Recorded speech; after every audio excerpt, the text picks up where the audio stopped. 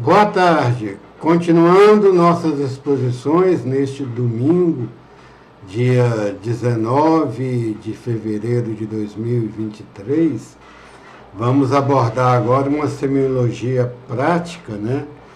As novelas no Brasil, que é uma obra de arte audiovisual, mas que já teve grande impacto e agora numa diacronia, né, teve uma sincronia com o público por longos períodos de tempo, desde meados do século XX, né, meados da segunda metade, né, a partir do final da década de 60 e 70, 80, 90, agora no ano 2000 ela vem sendo destronada, né? A nosso ver, agora pelas séries, inclusive na formato. As novelas, elas, para nós, têm uma forma que lembra o famoso poema que nós abordamos primeiramente, né, em nossa obra, de novo, sempre lembrar aqui, né? Aí tem Escravizaura aí, nós vamos falar dela, mas elas têm um formato, em geral, assim, de enredo, que se pode resumir no poema de Cássio Dumont de Andrade, a Quadrilha, famoso, né? João amava Teresa, que amava Raimundo, que amava Maria, que amava Joaquim, que amava Lili, que não amava ninguém. João foi para os Estados Unidos, Teresa para o convento, Raimundo morreu de desastre, Maria ficou para a tia, Joaquim suicidou-se e Lili casou-se com J. Pinto Fernandes, que não tinha entrado na história. Essa quadrinha aqui é o resumo dos enredos antigos das novelas. Agora não, mudou muito, né? Agora, e dentro desse enredo, depois colocaram as fórmulas românticas tradicionais do príncipe encantado e da princesa perseguida, a bela adormecida, a princesa mal compreendida, de Gata Borralheira. Tem esse esquema de contos de fada que as novelas repetem também, fora esse esquema dessas intrigas amorosas, né?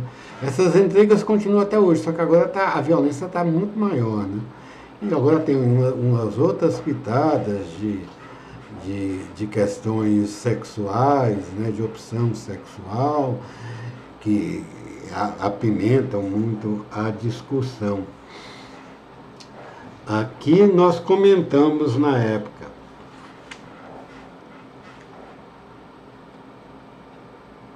A partir das produções de novelas eminentemente nacionais, se deu com Beto Rockefeller, do final da década de 60, e depois principalmente com Roque Santeiro, de Dias Gomes. Beto Rockefeller era de Braulio Pedroso, se não me engano, não, de Cassiano Gabus Mendes, que escreveu. E depois Dias Gomes, Janete Claire, mulher dele, né? Janete Claire foi de grande sucesso e Dias Gomes incorporou um pouco do teatro, principalmente humorístico, né? Que nós criticamos aqui, que ele utilizou de humorismo para driblar a censura, para não carregar demais as críticas sociais que tinha. Então, ele querendo descaracterizar o vilão, tornar o vilão uma pessoa pobre de espírito, tudo, colocava-o como uma pessoa cômica, como Dorico Paraguaçu, com o seu cemitério. As pessoas riam, como o senhorzinho Malta, estou certo ou estou errado, balançando o relógio, né? Aquela coisa toda, acabaram tendo um efeito contrário, angariando a simpatia do público.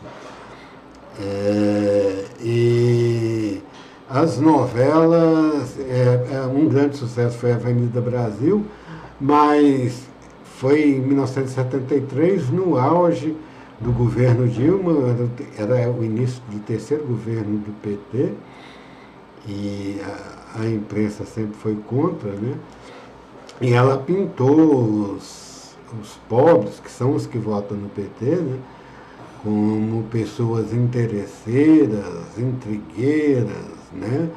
Meio dados à corrupção, tudo para colar e subliminarmente no partido. E a partir daquela época lá, quando começou, em 1973 foi o ano daquelas jornadas de junho, aquelas grandes manifestações, até a derrubada do PT, e o outro governo que surgiu foi fechando em termos sociais, em termos de liberdades, foi fechando até chegar na ameaça de ruptura que nós tivemos no início desse ano, né? Que já vinha sendo ensaiado uns 2 anos antes, no 7 de setembro de 2021, no governo Bolsonaro, né?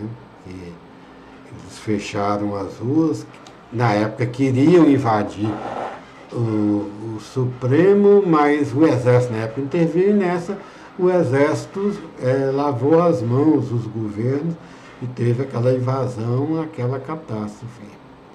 Eles falaram que não era, mas antes já teve manifestação e antes já houve tentativa de invasão em Brasília, isso há 2 anos atrás, sem infiltração de ninguém, porque não tinha interesse assim na época, né? Agora estão falando que Lula subiu, ele queria desmoralizar Bolsonaro, mas naquela época Bolsonaro estava em plena popularidade. E talvez por conta disso, que o governo era outro, agora, como um governo era contrário aos militares, os militares não interviram, mas agora voltou atrás. Mas o exemplo prático nós vamos ter de novelas dentro desse esquema. Vamos abordar rapidamente 3 novelas.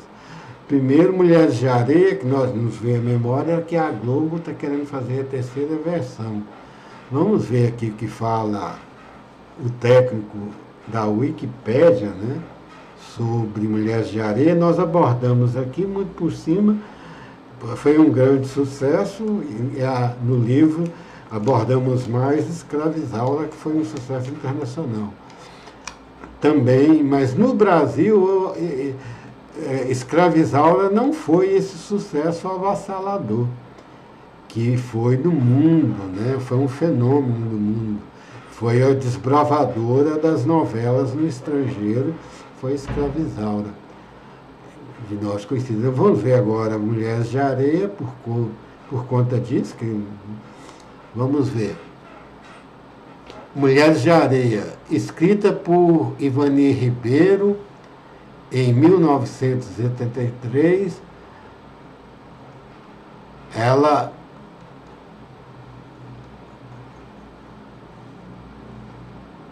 conta o enredo, ela conta a história de Ruth, que voltou para morar com seus pais após passar anos lecionando na capital. Seus pais eram pecadores, Risaldo e Floriano, e com sua irmã gêmea Raquel, na fictícia Ponta da Areia. Ruth Raquel, a primeira versão, foi feita pela falecida e memorável atriz brasileira, né, a nossa Eva Vilma, de várias facetas, e aqui ela teve a dupla função de fazer 2 personagens antagonistas, né? E aqui está muito ainda caracterizado essa questão, né, da heroína e da megera, né, que era muito tradicional nos romances. Mas a partir de uma certa época, a partir até foi com Dias Gomes,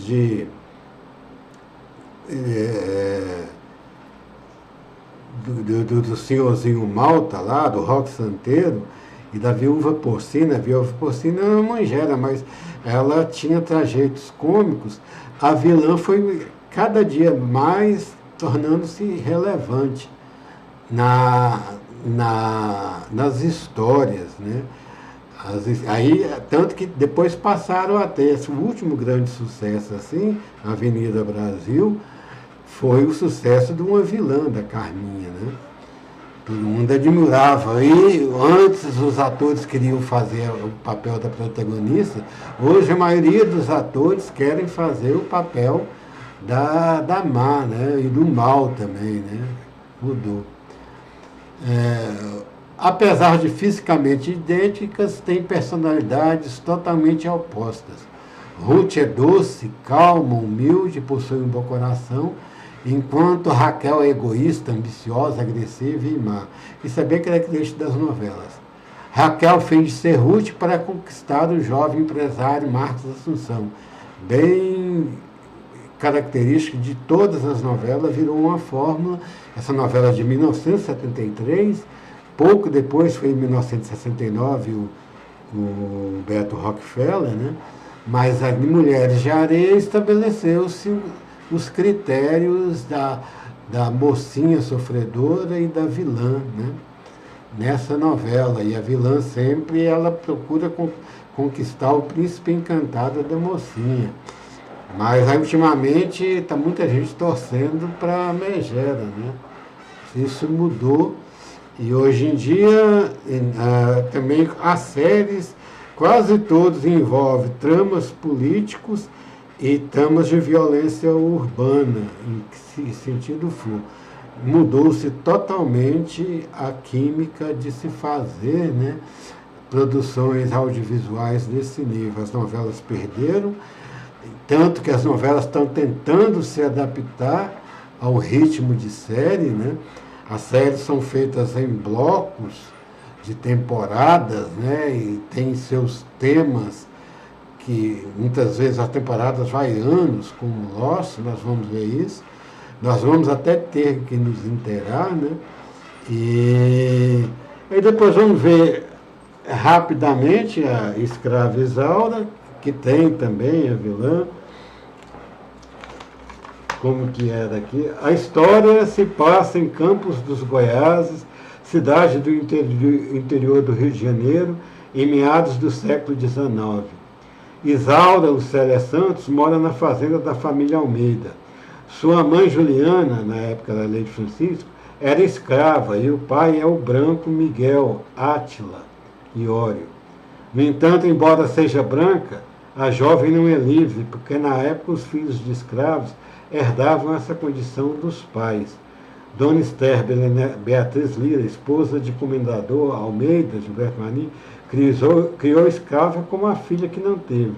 Deu a ela a melhor educação em todos os predicados.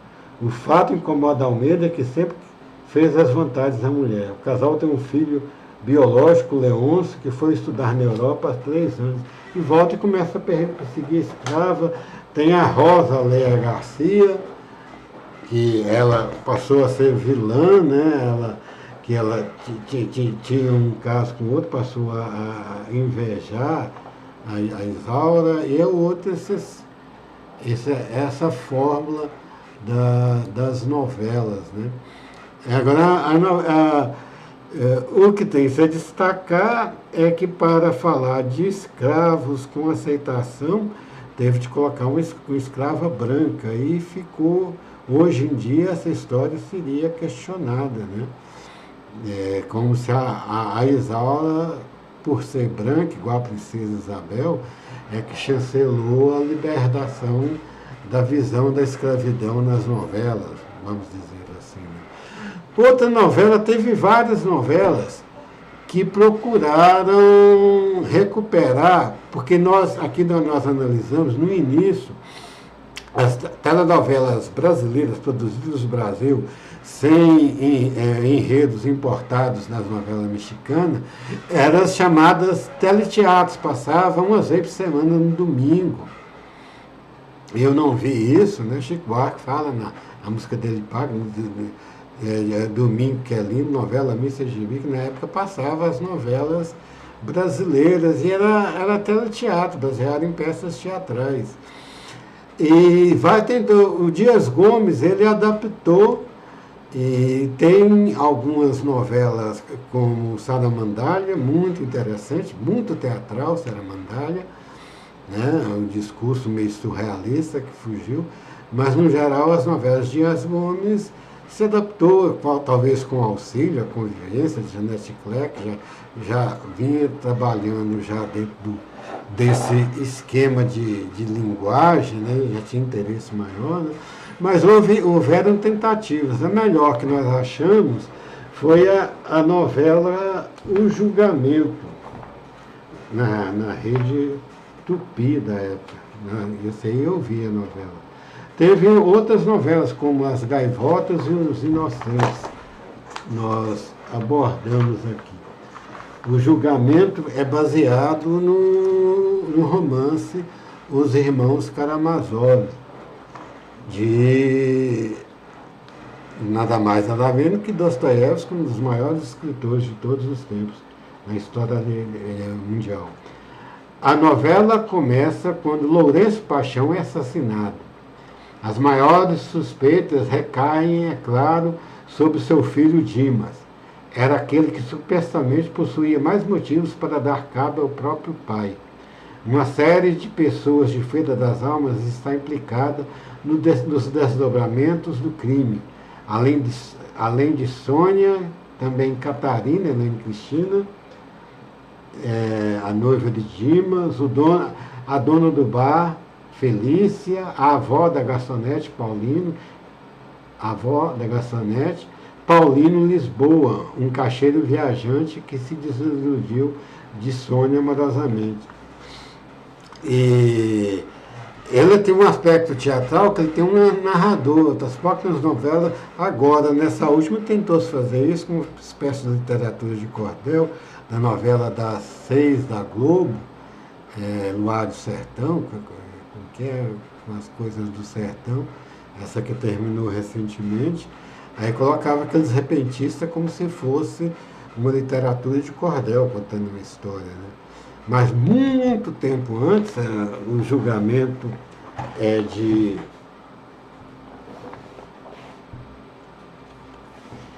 há 42 anos, 1976, a Escravizada também é dessa época, de 1976, Mulheres de Areia é anterior. Então, Mulheres de Areia, para a teledramaturgia brasileira, as novelas, ela tem mais importância que Escravizaura, mas Escravizaura ganhou o mundo, né? E foi um dos carros-chefes para a Globo também se firmar, né? E agora a Globo vai fazer, já fez uma outra versão com Glória Pires, nos papéis de Ruth e Raquel, e agora estão tentando uma outra versão de Escravizaura. Vamos ver As Gaivotas. Primeiro, Os Inocentes, novela Os Inocentes.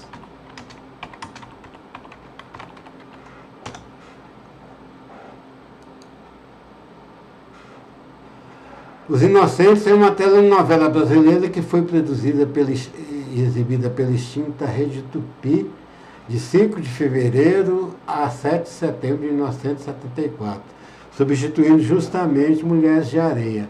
Foi escrita por Ivani Ribeiro e Darcy, dirigida por Edson Braga. Sinopse: Maria Alice é uma bela professora que mora na cidade de Roseira. A professora fica viúva do marido e alguns homens da cidade resolvem paquerá-la, mas ela não aceita ao assédio delas. O tema, até hoje, é importante. Eles resolveram se vingar, tratando de difamá-la perante os moradores conservadores.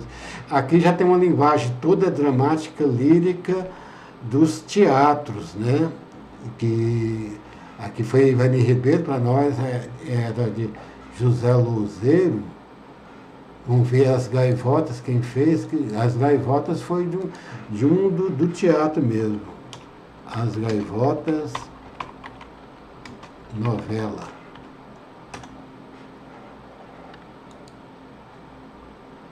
Jorge Andrade, e dirigida por nada menos que Antônio Abujamra. Nesse 30, então tinha também. Daniel reúne seus amigos de colégio 30 anos depois em sua mansão. Seu intuito é desvendar os mistérios que envolveram tragicamente a formatura de 1949, onde a professora se suicidou, depois de ser humilhada. Aqui aí vai desvendar toda essa trama. E tem essa carga dramática de novo, igual aquela outra das pessoas que não aceitavam uma mulher liberal, né? Era muito avançado para aquela época. Lá muito depois é que veio Malu Mulher na Globo, mas teve essas novelas falando dos problemas de assédio, esse problema da professora também, né? Tem algumas coisas de assédio, se não me engano.